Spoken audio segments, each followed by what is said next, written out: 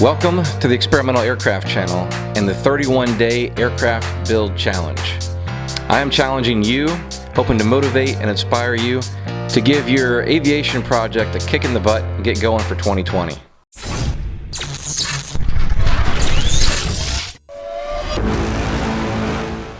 Thank you to our channel sponsors, Wicks Aircraft Supply, AviNation Youth Publication, and Aero Adventure Amphibious Seaplanes. Okay guys and gal, welcome back to day 4 of the aircraft build challenge. I hope that all of you have gotten something done. I see several of you posting on the new group.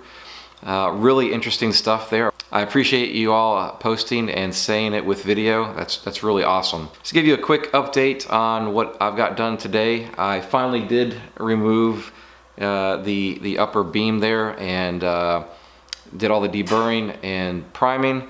And there's a couple of AN3 bolts that have to go in there, and I realized at that time I did not have a torque wrench for inch pounds. I only had foot pounds.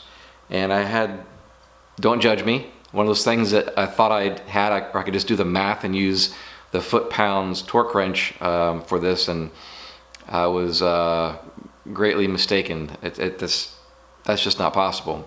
So I went out and bought a inch pound torque wrench, and I just had to laugh. I don't know if you've purchased one yet, but you're gonna need to if you're gonna be working with AN hardware, because some of the smaller bolts only require like 20 inch pounds, which is like 1.5 foot pounds, and you can't even really see that on your torque wrench. So I went today and purchased one, and I just had to laugh because it looks like a stocking stuffer. And I like these old school style torque wrenches where it's just very simple with the little rod. I mean, here's the other one. Not that it's much beefier, but it's this one. I think I can break it. So anyway, I just thought that was hilarious when I saw how tiny this thing is. It goes 0 to 80 inch pounds.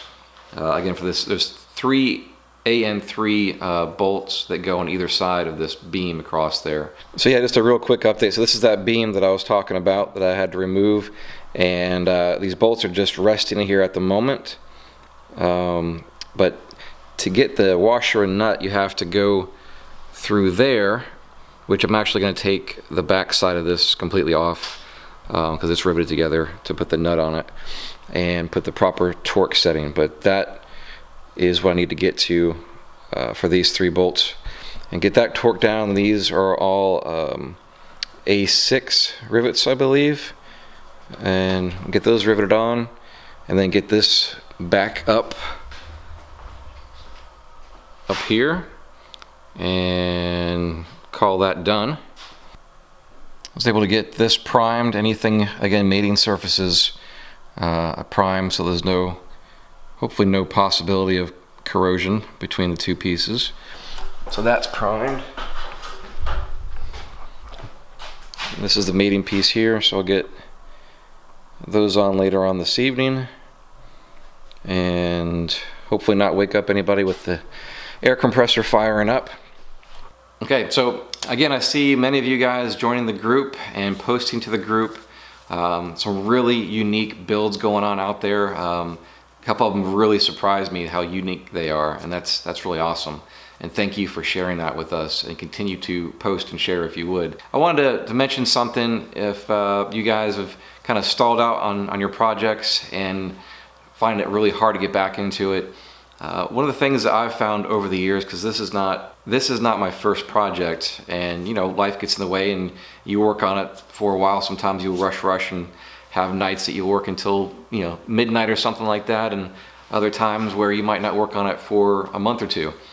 I've found sometimes it's hard to get back into it because it seems initially overwhelming, because you have to kind of hyper focus on the plans, and then which step that you were at, and then the sequence of things that have to come apart or go back together.